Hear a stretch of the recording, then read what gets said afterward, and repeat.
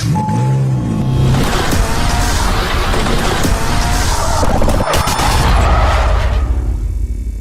guys, welcome back to the channel. So in today's video we're going to be replacing the rear main seal and the oil pan gasket on this 2004 Jeep Grand Cherokee with the 4.0 in it, inline 6. Excuse the background noise, that is the window AC unit to keep moi nice and cool while doing this. So first things first, obviously you got to get your materials you need. You gotta make sure you get the right rear main seal gasket. Just because it's a 4.0 doesn't mean it's gonna be the same for all the engines. They changed it up mid-year, I heard. So I got this one. So I was when I just got it, I was a little skeptical because it doesn't have the end lips that are going out. So I'm gonna go ahead and I'm gonna crack it open. It said it fits my year, but all the videos that I've watched shows that they all have the little end links that go out for the bearing cap on the bottom of the crankshaft. So we're gonna see if it is in case the other one, it's alright, we'll just send it out and get another one back in. Alright, so we're gonna continue. First things first, drain the oil. As you can see, the rear main seal is definitely leaking.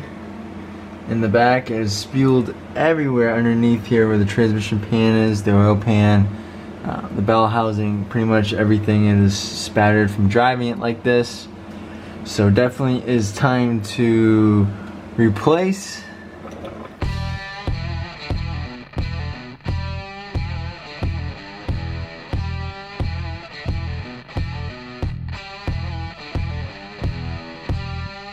Alright, now that you get your oil pan out, you're going to go ahead and you're going to take off these 9/16 bolts that are holding on what we call the girdle, which is this bar right here, and there's bolts on each side going all the way down. And once you do that, you're going to get on the back and there's going to be a bearing cap that's in the back that looks just like this one right here.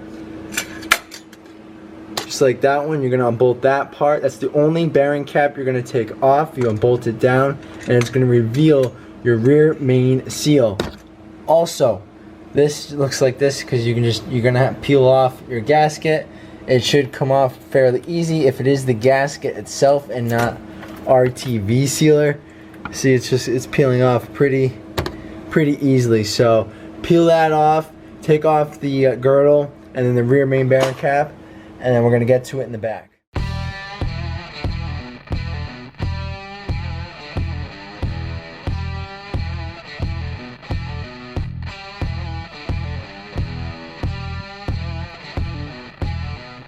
Alright, so after you got your girdle off,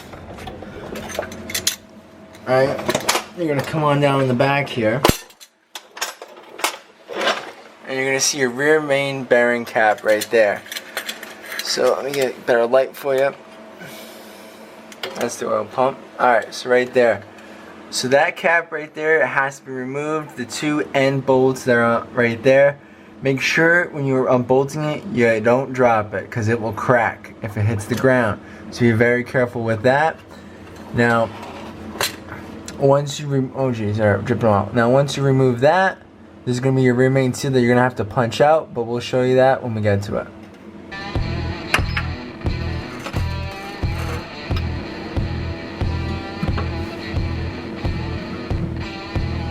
Alright, so now that you got your rear main bearing cap out, if you take a close look, you see that orange part right there. So that is your rear main seal, well, half of it. So to get this out, you want to be very gentle because you don't want to scratch your crankshaft bearing right here or gouge anything else, because then it's not going to be balanced correctly, or even that, it could just cause internal damage over time. So you want to try to be as very careful as possible with getting it out. You can use a screwdriver, just don't be an animal.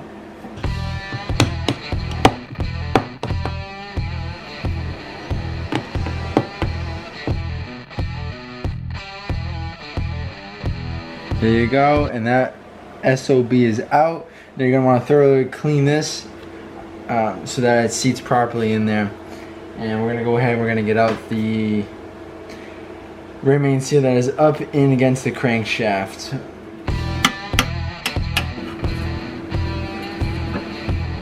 Alright, so after you gone ahead, you dropped out the bearing cap, you got all the stuff out, you pressed it out, with the punch. Now you're gonna go ahead and you're gonna clean absolutely everything. You're gonna clean your oil pan, you're gonna clean the bottom of the block where the oil pan seats to, and you're also gonna clean that bearing cap.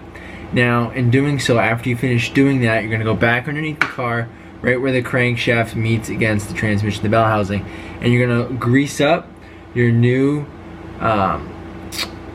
rear main seal, and you're gonna go ahead and you're gonna push that back in the same way you punched it out. You're gonna punch it back in, but very carefully, not to bend it at all or nick anything. If it helps, lube it up a little bit with some grease or some oil to help going in a little bit easier. Once you've done that, you're gonna go on the outside, you're gonna get that bearing cap, and we're gonna continue on with that. So let's continue. Alright, now what you're gonna wanna do is, just a quick recap, there's gonna be two sides. One where it's completely flat, and then one where there's a little bit of a groove, if you can see it. The groove part faces towards the front of the engine, both on this one and on the one that goes on the top part. So this is the bottom part that goes on the crankshaft end cap, and the other one that goes right up over the crankshaft. So what you want to do is put a little bit of the gasket sealer along the edge of this.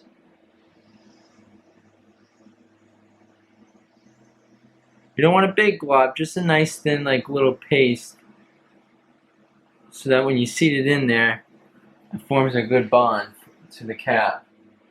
So this sits in there like so. You're gonna go ahead and, like I said, the one with the groove faces towards the front of the engine. So we're gonna go ahead, we're gonna put it in.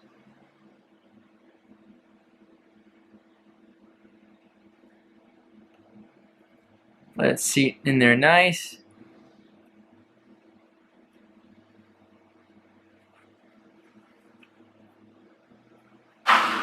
You're gonna go ahead and you're gonna wipe off any excess that's around the gasket. You're gonna want to put a fine line right here, and then right here as well.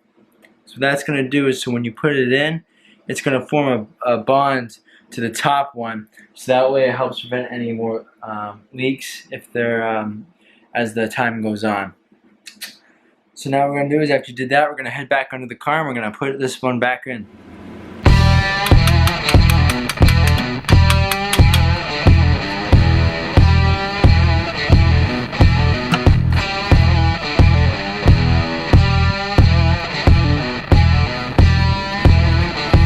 And now I'm going to go ahead and torque the bearing and bearing cap bolts down to 80 foot-pounds.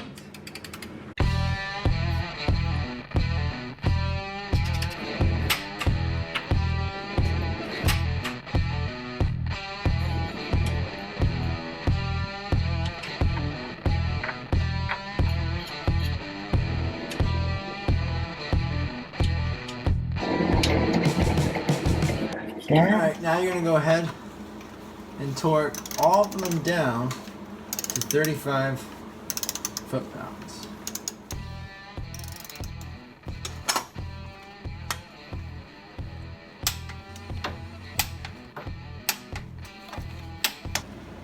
Now once you gone ahead and you already bolted up the girdle, you're going to come over here and you're going to goop up your oil pan gasket. You don't have to go all the way around the edges like I did. This is overkill, but you definitely want to go right here, right on those problematic areas where it tends to leak a lot. And then you're going to go ahead and you're going to see those blue things right there, and then right about there. That's what those are, is those are guides to help you click it in so that it's a lot easier for you when you put your oil pan in.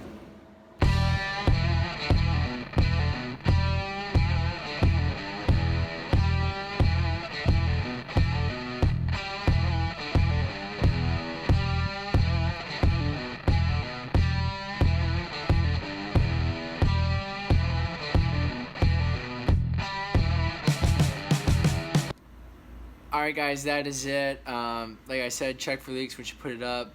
Put in the pan closer towards the starter at an angle than on the other side where the exhaust comes down, because it's going to be a little bit easier to mangle it in there.